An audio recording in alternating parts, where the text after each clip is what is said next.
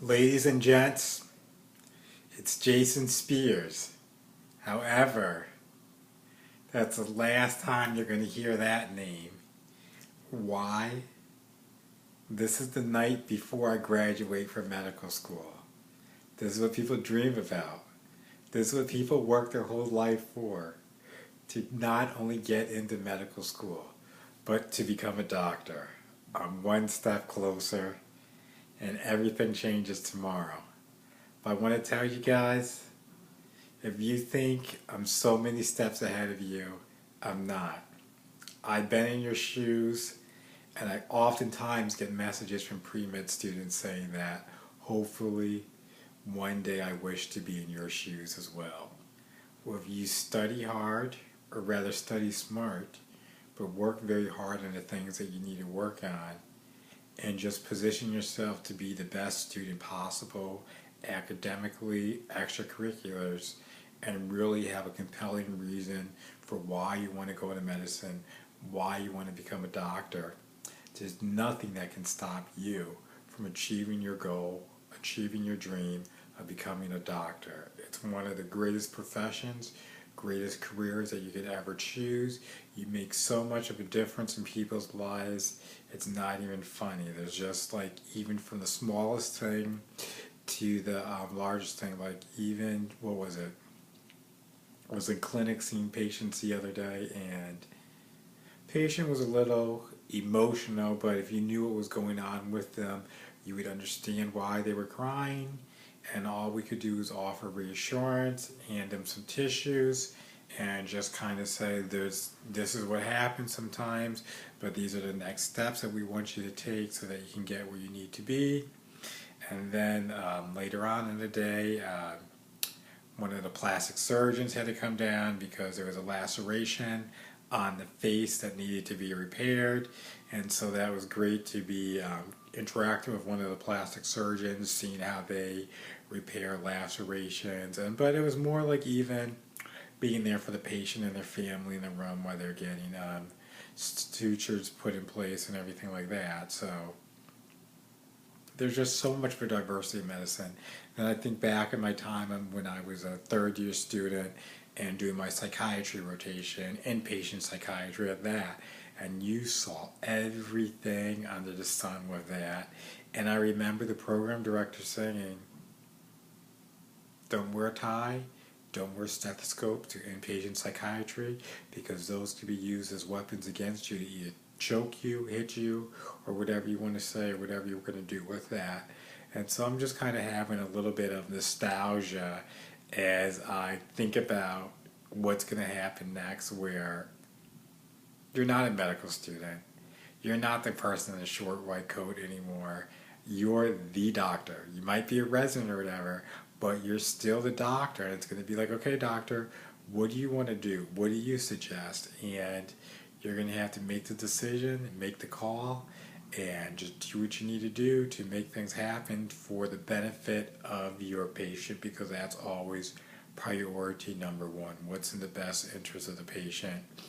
And if you guys are pre-med out there and you think like you'll never obtain this, or it seems so far away, it's not.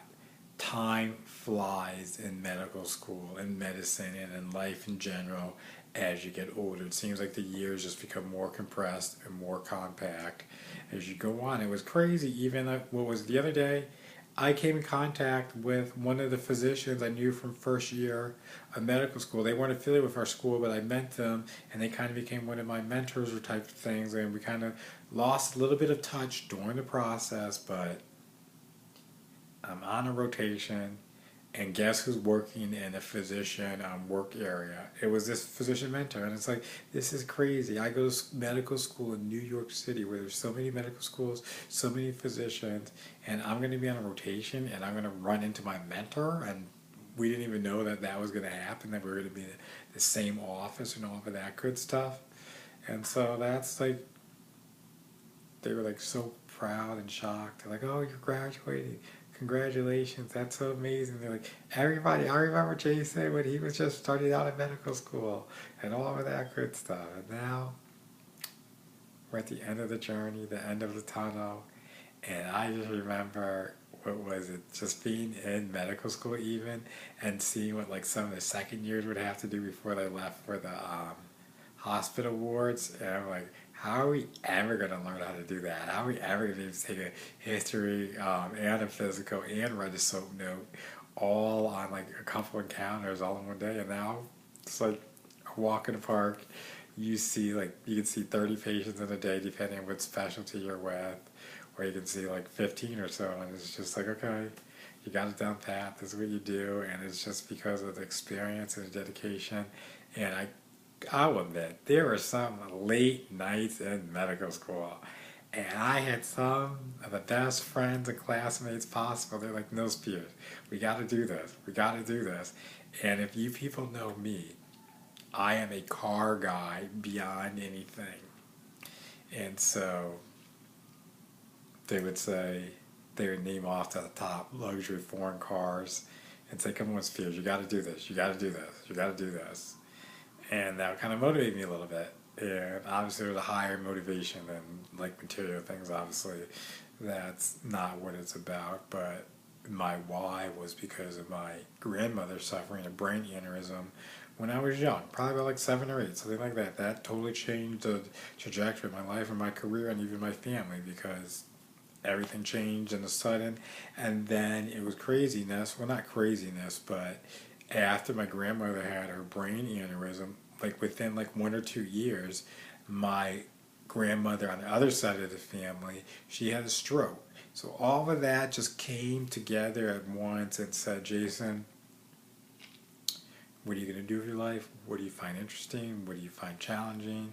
And what excites you? And it was medicine. I didn't have any family or relatives in medicine or anything like that. And so I've been blazing this trail on my own, and I wouldn't change it for anything. And even my dad, who wasn't in medicine, when I was like so conflicted about medical specialties, he's like, here's how you choose a medical specialty. He's like, pick something that you love and enjoy, but also that you're good at. And so that's kind of why I chose to pursue a career in OB-GYN, because I enjoy it, good at it, and also my personality totally matches with a lot of the other physicians in that specialty. And actually, when I think about it, most of the doctors I know are like OB-GYNs even before medical school. So all of that combined is just that. And it's kind of surreal to just think that in 24 hours from now it's going to be Dr. Spears, Dr. Jason Spears, Dr. J.K. Spears, who knows, but it's going to be something. It's going to be amazing. It's going to be great. I think the relatives are more excited than me about this, because there's some other things I still need to get done and other things I'm working on in the background, but I'm going to try to relax. I'm going to try to relax and not pick up work or do some other things I need to do, and just say, you know what, you only graduate from medical school once, so enjoy it, savor it, and just make the best of it. And actually, when I get off this, I gotta go make a phone call. We gotta make some dinner reservations, because my mom's super excited. She has her favorite restaurant that she wants to go to in NYC, so I need to get on the ball and make a reservation for that. And so that's what I'll be doing, and probably hanging out with some friends later on this evening before graduating and stuff tomorrow. Already got the cap and gown and everything like that, and took pictures with classmates. The dean of the medical school and all this other good stuff was taking place, and so it's very exciting times, and can't wait for you guys to catch up. Enjoy me on the ride, join me on the journey, because the one thing I can do for you at drpremed.com, not to toot my own horn, is I can give you the shortest, more clear-cut, fastest way to get into medical school and becoming a doctor. So if that's something you're interested in, definitely take a look at it, because there's more people who want medicine than who actually get in, and so you need to do something to separate yourself from the rest. And so I'm a little bit tired right now, and so I'm going to kind of sign off and do some other things, kind of relax a bit, and just get ready, take everything in, make some phone calls, family, friends, see what they're up to, and just finalize plans for tomorrow and just have that all figured out and taken care of. But just wanted to put this out there, guys, that this last time it's going to be Jason Spears. craziness. Like, it's something that you never thought would happen. Well, actually, you knew it was going to happen, but now that it's here, it's like, okay, how am I processing this? How am I taking all of this in? But it's great. I'm excited. You guys should be excited because I made this video. You guys are going to look back. You guys are going to move forward. And one of you guys are going to be making one of these videos too about your experience, your journey, and how it feels to be graduating from medical school and moving on to being a resident physician or whatever you decide to do. But no matter what, you're still a doctor. And so this is Student Dr. Spears signing off for one last time.